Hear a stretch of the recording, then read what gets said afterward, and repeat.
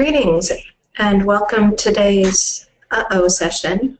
My name is Ann Bittinger. I'm the owner of the Bittinger Law Firm. This is our latest in our monthly sessions in which we provide education on subjects that we get calls about on a frequent basis. We try to address issues that are relevant to what we are doing here at the practice. We would find that clients would call us and say, uh-oh, we're having these problems. We came up with the name for the uh-oh series because we would find that clients, often physicians or company CEOs and practice administrators, would call and say, uh-oh, big sigh, we're having a problem. Got a few minutes to discuss it? As we saw trends, we developed the uh-oh series webinars. I've muted all your lines. If you have any questions at the end of the presentation, feel free to give me a call or drop me an email. With that, let's get started. Today we're going to talk about non-competes. This one I'm going to do from the perspective of the physician who wants to leave the practice, who's bound by the non-compete. However, the analysis is pretty much the same if I'm in the position of representing the group who is drafting the non-compete in their employment agreements. So I'm not taking one side or the other.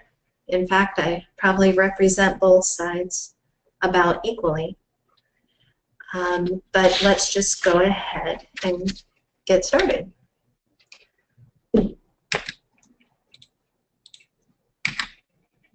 Some of the uh-oh questions that we receive are here on the first slide. Some clients actually come in thinking that non-competes are entirely non-enforceable. That's completely an urban legend. Under Florida law, they're certainly enforceable, which we're going to talk about for the next half hour or so. A lot of people ask, well, what if I can't earn a living? Do I need to move? Do I need to sell my house? Unfortunately, as we'll discuss, that answer might be yes. People often ask, what if my patients want or need to see me? What if I never actually signed the document? How can I negotiate the terms of the non-compete in my proposed employment agreement? And then the ultimate question, just because I signed it, will they actually enforce it? Florida statutes actually protect non-competes. Florida is generally very much against restraints of trade. However, Florida statute actually allows contracts that are in restraint of trade, things that we call non-competes. The focus in Florida statutes is that a non-compete can be enforceable only so long as it is reasonable in time, in area, and in line of business. The key in our analysis is that the party enforcing the agreement, typically in our line of work, the physician group or the hospital system employer, must have a legitimate business interest in keeping the individual from doing what he or she wants to do. One key aspect of this is a substantial relationship with specific prospective or existing customers, patients, or clients. The case law in Florida is falling in a very precarious situation in the physician group setting as to referrals from primary care practitioners to specialists and the referral situation. But it's interesting that it's been pointed out that these are one of the key components of a non-compete. Any restrictive covenant that's not supported by a legitimate business interest is unlawful and is void and unenforceable under Florida law. I'd like to discuss now how the non-compete elements work together.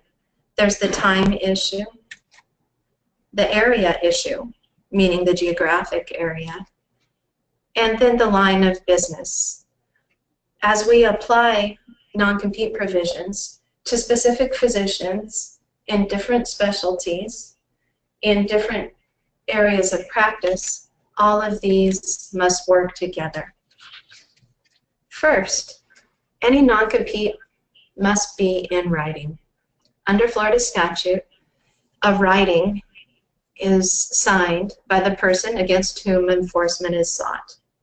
That means that the physician must have signed the non-compete.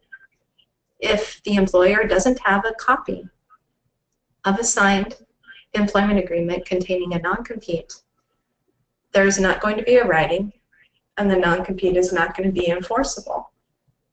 Although contracts that are verbal can, in some situations, be enforced, the statute on non-competes specifically requires a writing before a contract with a non-compete provision is enforceable as to that non-compete. Okay? So note to self, contract manager, contract management system, make sure that every physician has signed their non-compete and you have a copy of it. You wouldn't believe how many times I have clients give me contracts and say, yes, I think they signed it, but I'm not sure. Let's move on now to burdens of proof. This is a very interesting element. For the employer to prove that the restraint is reasonably necessary to protect the legitimate business interest, the burden is on the employer. The employer must establish that the employee is not restrained in a way that is overbroad, meaning area of practice or a geographic area or service line, that is not overlong, meaning duration of time, and it has to be reasonably necessary to protect the legitimate business interest. Let's talk now about time. Florida law makes this rather clear. There is actually a rebuttable presumption in the Florida statutes that makes it extremely clear. It is presumed reasonable if it is 6 months or less. A contract in restraint of trade or non-compete, restrictive covenant is presumed unreasonable if it is more than 2 years. By a rebuttable presumption, what we mean is that the judge who would be tasked with enforcing the non-compete has to presume or give the benefit of the doubt to these time restrictions. This is very interesting from a practical standpoint.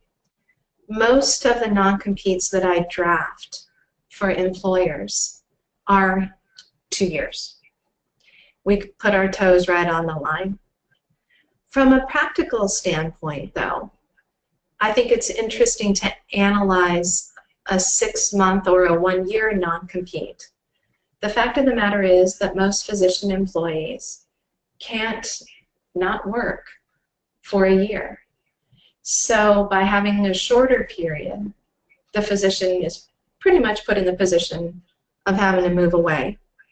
Furthermore, a shorter period would still allow the practice to transition patients over to existing providers who stay on with the group. So from the group standpoint, it might not be necessary to go 2 years. However, from the standpoint that we're taking today in this webinar, if I'm the physician who wants to leave, the fact that my contract is containing a non-compete for 6 months or 2 years might not make much difference. But if for whatever reason it said 3 years or more than 2 years, we would know that a judge would look at that with suspicion. So when drafting the non-compete for the employer, like I said, I usually go with 2 years. But for all intents and purposes, 1 year is probably enough. Let's move on now to geographic area. The employer has to have a legitimate business interest in the geographic area. This is an important issue that I advise physicians who are leaving on. For example, let's say a multi-location health center is closing down their primary care practice in a suburban area. So that employer is essentially pulling out of that area. In that case, the employer might not have a legitimate interest in that area. So just because it's in writing that that area is prohibited, a court might not enforce that. So what you can see here is when I'm advising physicians who are leaving, that sometimes we have to look at actual facts and not just at the four corners of the contract. Another issue that I look at is, where do the practices patients come from? This is one that can get interesting when we look at primary care versus specialists. Data indicates that most patients don't drive more than 20 miles in a geographic metropolitan area for primary care, but they would for specialists. So when I see a non-compete for a solo or one location primary care practice, and it has a prohibition against competition in a 5-county metropolitan area, I know that the court's not going to enforce that. They're just not, because the practice patients don't come from that entire 5-county area. Contrast that, however, to a large hospital primary care practice that could have geographic locations in all of those counties. Arguably, a court would enforce a 5-county prohibition in that setting. Similarly, many specialists draw from all around a metropolitan area, so it could be enforceable as to a specialist. Typically, what these say in the contract themselves is that the physician is prohibited, from practicing within a X mile radius from some pin drop. So while sometimes physicians focus on what the X is it 10 or 20 miles? It's really important to look at that pin drop. And I particularly pay attention to this when I'm negotiating this on behalf of physicians who are signing non-competes going in. Is the pin drop from the primary location with capital letters where the physician is assigned to work? That might just be one pin drop location. Or is it from any office of the employer? So where that pin drop, or multiple pin drops, is very important. Sometimes we'll see counties. For example, in Jacksonville, we might see that a physician is prohibited from practicing in Duval, Clay, Nassau, St. John's, Putnam counties. Very common. Less likely, but sometimes we do see zip codes. Another thing to keep in mind is that most of this is written in terms of radius from the pin drop. I've had very adorable clients bring in very adorable MapQuest printouts that show that the driving distance is within or outside of an X mile limitation. But we actually have to find the radius if that's how the contract is written. I've ever seen one within driving distance. So geographic area is very important in analyzing and advising the physician who wants to leave a practice as to whether his non-compete would be enforceable. Equally interesting is analysis of the service line. Here, the language of the contract is very important. Sometimes they're drafted extremely broadly. They might say that the physician is prohibited from competing with the employer. So if the employer is a multi-hospital system with employed physicians and imaging and diagnostics and inpatient and home health, that's really broad. If it says, in contrast, that the physician simply can't practice medicine, that's interesting. Could you practice medicine but still not compete with the employer?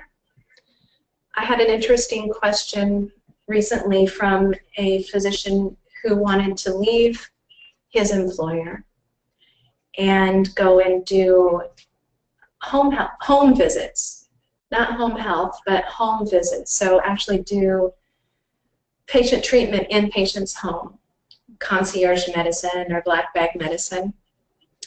And this position was that the employer doesn't do that. They only treat in clinics. You know, my answer was that no judge has opined on this, but that might be a good enough argument to base a decision to go ahead and do that, even though it might be within the geographic area. Because even if it's within the geographic area, if it's not a competitive activity within the service line, it might not be enforced. Sometimes we'll see language like the physician can't practice within this specialty. So we have to figure out, well, what is the specialty? Which in certain situations can be kind of dicey. Sometimes they're as specific as practice anesthesiology or another specialty. So we have to look very closely at what that language says. And if it's not prohibited in the contract, then it's not prohibited. I often have clients with a lot of aha moments as we look at this specific language. In Florida, there are defenses within the Florida statute. So there's more rules within the statute, just like the rebuttable presumption that we just talked about. Rules for the judge that he or she has to look at. This is very different in Florida than in some other states. In Florida, the judge can't consider the hardship on the physician. Isn't that interesting?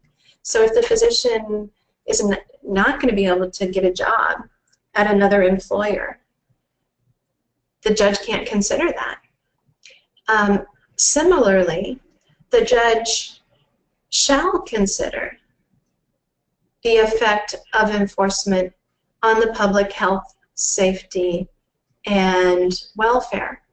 So similar in that it's another direction to the judge. But let's say this was the only neurosurgeon in all of Duval County. Not likely, but let's just say. The judge could consider that this neurosurgeon could leave and maybe start his or her own practice. That element is considered more heavily in other rural states or in rural parts of Florida. Not so much in the major metropolitan areas, but it's interesting that it is in there in the statute. Another direction to the judge is a court shall construe a restrictive covenant in favor of providing reasonable protection to legitimate business interests. This is a very pro-employer direction. So they'll construe it in favor of being reasonable. And a court shall not employ a rule of contract construction or other rules to construe it narrowly, which perhaps it could under other legal theories, or against the drafter of the contract. So this is very pro-employer. I wanted to take a moment and take a little bit of a right turn and talk about recruitment agreements. There was sort of an old rule or old understanding that non-competes could not be enforceable with recruitment agreements, and with the exception to the federal law that allows for recruitment agreements. Let me back up a step. There are federal laws that prohibit hospitals from subsidizing physician groups that refer to the hospital in the event that, for example, they wanted to subsidize the recruitment of a new physician or pay any money. But there's a specific exception that allows for the recruitment and for recruitment agreements where the hospital actually subsidizes the new physician into the area. And I just wanted to clarify, without getting into that too much, that non-competes are okay in an employment agreement that accompanies a recruitment agreement, as long as there's an exception that would at least allow that recruited physician to work in the hospital's primary service area as that is defined by law. All right, so Dr. Smith is my client, hypothetical client, and she leaves and is competing. What happens to stop her? The employer must go to court and obtain an injunction. So one of the things that I'll talk with physicians about and say, I want to leave my practice, but I'm worried about this non-compete, is what do you think the likelihood is that they're going to spend a few $1,000s on legal fees, post a bond, which is usually a couple $1,000s, at least in Duval County, and try to stop you from doing this? Do they have a presumption that you're going to steal patients away, that they have some irreparable injury? It's a pretty high standard to get. So we have this discussion, do you really think they're going to do it? It's not automatically illegal. They have to go to court, get an injunction. You can do an emergency one, but for the most part, in this sort of situation, a judge is going to require at least a formal hearing before it will be granted. So it's hard to enforce. It takes a few $1,000s. Attorney's fees, what does the contracts say? So one of the questions that Dr. Smith might ask me before she leaves is, okay, if I go and they want to spend the money on the injunction, am I going to have to pay their attorney's fees? The statute says that unless there's a provision in the contract, a court may award attorney's fees and costs to the prevailing party in enforcement of a non-compete. So that's interesting. The answer to the question is yes, Dr. Smith. If you push the line, you go out of non-compete, and they decide to hire a lawyer, post a bond, and they win the injunction hearing, you can have to pay not only your attorney, but their attorney also.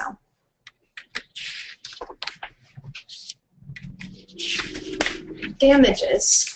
Typically, what happens here is that the judge says stop. This is a little bit of a complicated area because it depends on when the injunction is obtained the language within the contract, and then a theory in Florida that makes it questionable on whether you can actually get an injunction and get damages.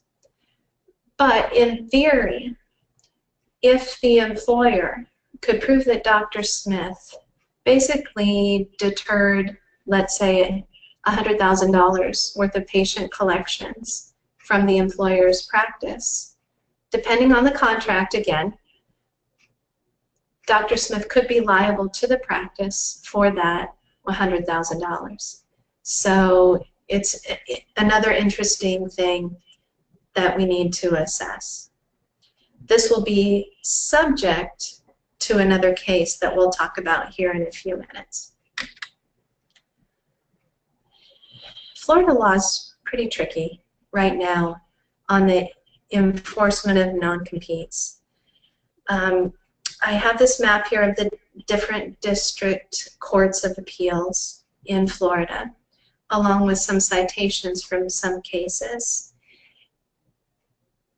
There is no current Florida Supreme Court case directly on most of the issues that affect physician non-competes. The 1st District and the 5th District, which apply to a split of the metropolitan area here in Jacksonville, differ. Conflict was certified with Tummala as to referral sources in the Infinity case. And I love that Tummala case for Dr. Smith. We'll talk about that a little bit more. But there is a conflict between the district as to referral sources. To explain that, I need to get into some cases. But keep that map in mind as we dig in here. Okay, so we're going to go back quite a ways to 2003. In the Supinski case, there was a blanket non-compete. You can't practice within 10 miles of any of the employer's offices in Brevard County. The physician left and opened his own practice within 4 miles. And of this practice, 40% of the patients were pirated. That's what I like to call it. That means they're taken away from the from the employer's practice. So 60% were new, but 40% were pirated. The holding here was for Omni 1, and the court said, you got to stop this. So in some ways, this was a pretty clear non-compete case. The point here was that the physician can compete, but couldn't pirate. The court really focused on that 40%. We had another case right about the same time. This one from the 1st DCA and from right here in Jacksonville. There was or perhaps it was, I think it was Jacksonville. The physician had worked for UF. Most UF physicians don't have employment agreements now, but this non-compete prohibited him from treating all individuals who lived in a certain geographic area. And now the court found this to be broad, found that the legitimate business interest, the LBI, must be substantial and with a particular identifiable individual. So existing patients that Dr. Sanal treated at UF would be considered particular identifiable. But future referrals, new patients, were not considered, or perhaps analyzing the case would not be considered particular identifiable individuals. The point here is, again, that you can compete, but you can't pirate. The Tummala case. This is a very, very interesting case. Dr. Tummala worked for Florida Hematology and Oncology in Lake City. He had the typical 2-year, 15-mile non-compete, couldn't practice medicine within 2 years and 15 miles of their office. The company terminated him without cause. He opened office within 15 miles. Indeed, it was pretty much right across the street. But he took, quote, extraordinary measures to assure that he did not accept any of the employer's former patients. Okay? So he's competing pretty much right across the street. But he's not pirating. The question in this case was whether there's a legitimate business interest in existing patients. Court said, yeah. The statute says specific, prospective, or existing, in this case patients, with whom the party has a substantial relationship. Similarly, exclusive contracts with hospitals, perhaps, but here there was not a closed staff. With referring physicians, the court said that it was admittedly problematic, but there was no LBI with prospective patients. The impact of the 2006/2007 Tummala case, and I say that because it was subject to appeal. This was a 50 CA case. The Florida Supreme Court, after hearing oral argument, determined that jurisdiction was improvidently granted. So while we were, as healthcare lawyers, anxiously awaiting this decision, they dismissed review. The point here is that, again, you can compete, but you can't pirate. Now, we don't have a decision from the Florida Supreme Court that blesses this, but it's something that we healthcare lawyers across the state are sort of following. There's been a couple other cases that were slightly off point in that they weren't physicians, but they were healthcare. In Hines versus Americare, there was a home health agency liaison whose job description was to forge relationships with referral sources. So kind of a marketer, a relationship person. Before this person left, I believe it was she, yes, she emailed work emails to her personal account on her last day of work that had contact information for her to take to her new job. Okay. So the 50C, well, let me start with the trial court, distinguished Tummala and granted an injunction. The 50CA then reversed in part and said Tummala is not distinguishable. They said that there's no evidence that she actually used the emails to compete with her employer. So they saw that she took them, but they didn't see any competition. They did say that substantial relationships with specific prospective or existing patients, meaning referring physicians, are not LBIs. So forgive me, I'm not being clear on this point. Substantial relationships with specific prospective or existing patients are protected, but future referrals from referring physicians are not LBIs. They found that Americare has no relationship with potential patients, and it did acknowledge the conflict with the 4th DCA's Infinity case. So they're kind of like waving this red flag. Supreme Court, look at this for us. So it's just kind of a mess. Here's the Infinity case that I just mentioned. It was similar in that the employee was not a physician, was a care transition coordinator in Broward County. She worked with them for 18 months, and she was a relationship person again. She left and went to work for a competitor and immediately began soliciting referral sources that had previously referred business to her former employer. The court granted a temporary injunction. It was affirmed by the appeals court. And so the holding in this case was that referral sources may be a legitimate interest under the law. The court certified the conflict with Tummala, waving that red flag again. Please, Supreme Court, take a look at this. but we're still waiting.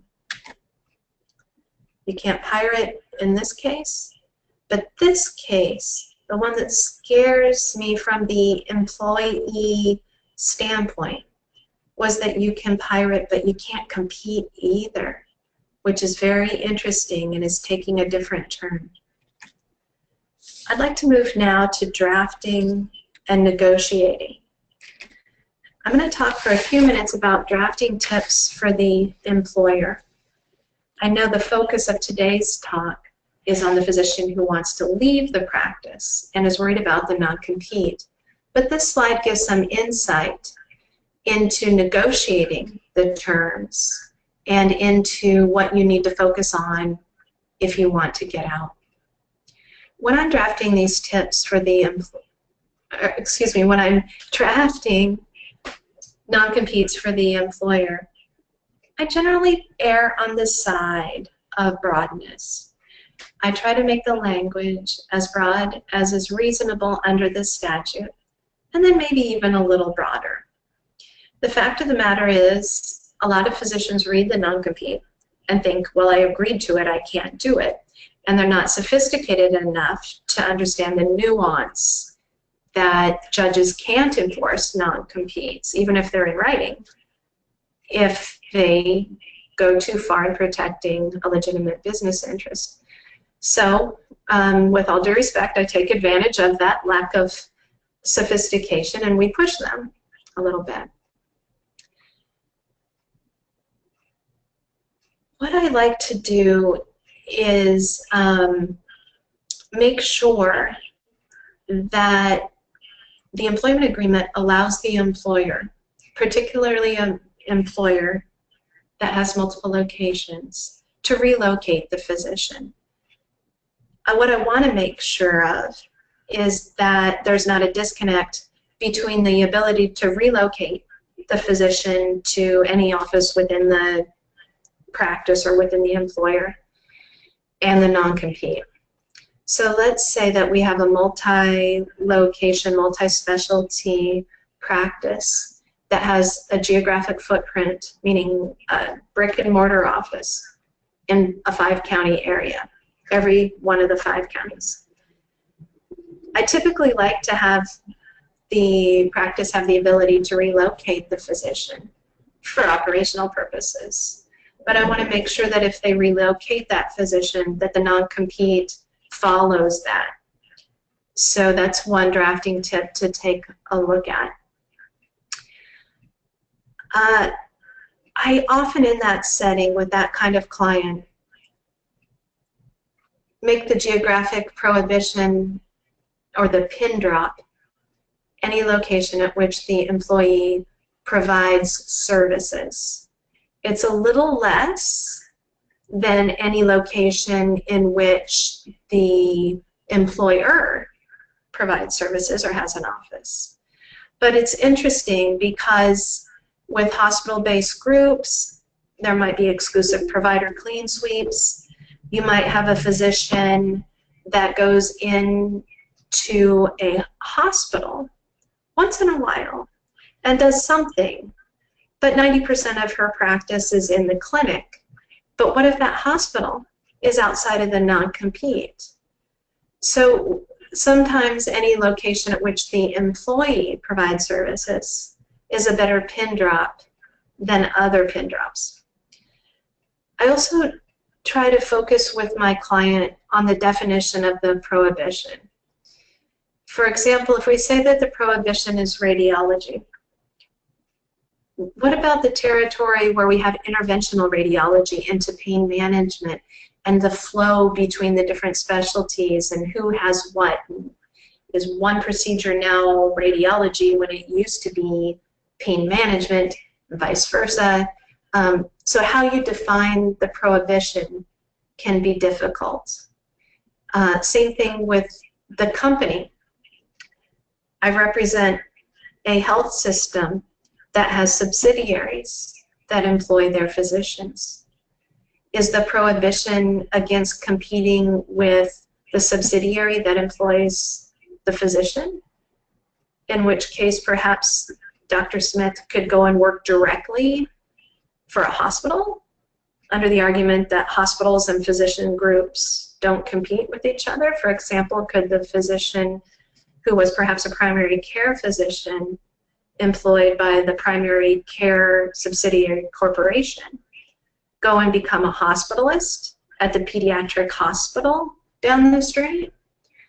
Not sure, but if I'm drafting this, these are the questions that I need to be talking to my client about.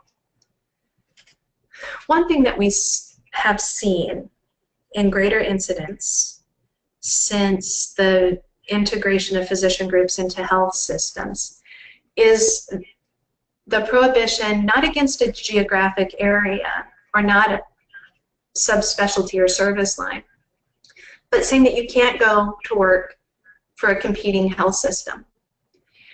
So what's going on here is a realization that we're in the day and age where health systems are gobbling up physician groups in order to align referrals into that health system's hospitals, diagnostics, and so on. And they would be more than happy if you stay in the same space and continue to rent space in their medical office building and have your solo practice and continue to refer right there on the hospital campus from the rented medical office building. But what they don't want to do is prohibit, or what they don't want to do is have you go off and work for the competitor system down the street. So this is an interesting way to draft these now too. And sometimes when we're negotiating them, this is something that I will suggest. Instead of putting it as a geographic area, can we instead say that the physician just won't go work for a competitor, so as to allow the physician the opportunity to continue to work in the area? This is especially important if there's a recruiting agreement, so that the physician could still carry out the terms of the recruitment agreement, stay in the area for a certain amount of time, even if you can't get a job somewhere else or go work for a competitor.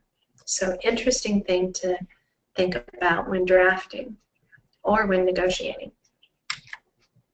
So let's talk a little bit about negotiating tips from the physician. We've touched on this a little bit. Radius from where? The pin drop, very important. I like to have primary location, as I talked about earlier, as a defined term within the contract. Another thing when negotiating is the trigger, as I like to call it. Maybe the non-compete applies if the physician leaves on his or her volition, but doesn't apply if the group decides to simply terminate the physician without cause. So can we negotiate that? And then maybe the non-compete could apply during the first 5 years, but maybe not after, or maybe after 5 years, but not the first part. Interesting. I've heard arguments either way on that time frame, whether you're investing in the physician in the first few years, so you don't want the non-compete to apply, but then once you've developed all those relationships for the physician, maybe the non-compete is worth more down the line, but it's worth practically nothing within the first few years. Some interesting things to try and negotiate. Do physician employment agreements always contain non-competes? You know, I have a lot of practices that are updating the employment agreements or whatnot, and they'll say, how often do you really see those? The fact of the matter is, I almost always see them. This is really a question from a physician or group of physicians that just left a practice and are starting their own, and they hate non-competes. So they feel that there's a moral objection to having them for their own practice, and they say, do we really have to have a non-compete in our employment agreement? And I say, you know, I almost always see them, almost always. Keep in mind that consideration is a required contract element, that just means you have to have offer acceptance, and there has to be something of value exchanged between the parties. So it's hard to have a non-compete stand alone 5 years down the road without some sort of give or take for the non-compete. So if the physician is giving up his right to compete, the physician has to be getting something back in return. And that can be a salary in an employment agreement. So if I have a physician group that's just forming and says, you know, we don't want to do non-competes now, we'll get to that later. Well, if it's not an amendment to your employment agreement or there's not some new consideration, I wonder if it would be enforceable. How do I update the current contract? What if we want to add a non-compete or we want to modify it in some way?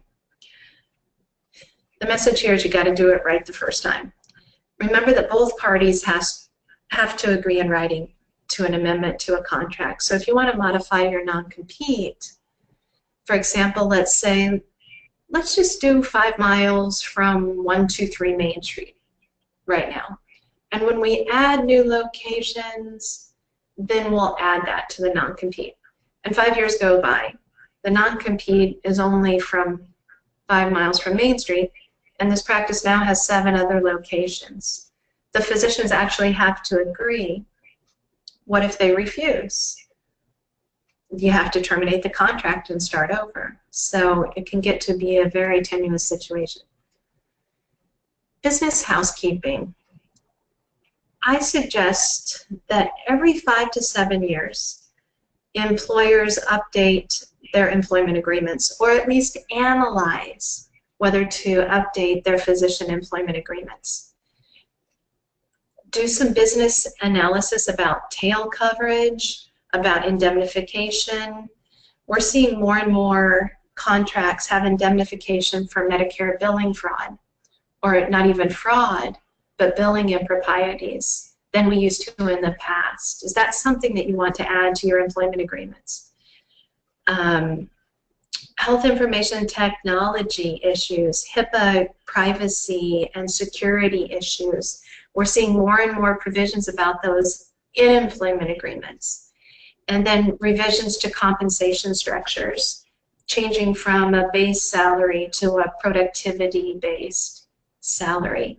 So all of these things, as you're analyzing these and how you're paying your employees,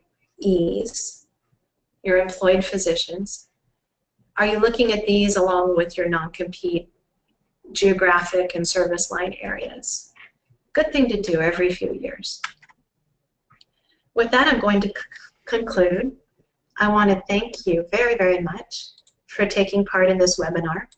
Please stay tuned for our newsletters and notices on next month's webinar.